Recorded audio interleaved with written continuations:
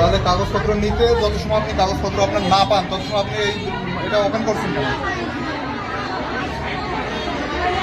তা বন্ধ রাখতে বলেন, এটা আপনার, এটা এখানে জনগণের যে হয়রানি হচ্ছে, আপনি উল্টোপাল্টা করছেন কেন?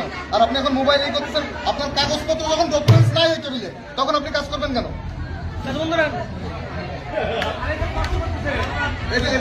আপনাদের কাছে কত করে টাকা চাচ্ছে? 100 টাকা। হ্যাঁ বলেন।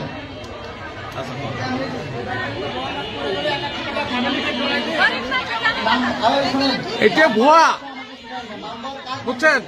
এটা ভুয়া জিনিস, তাই এরা টাকা নিচ্ছে। ভুয়া জিনিস আমাকে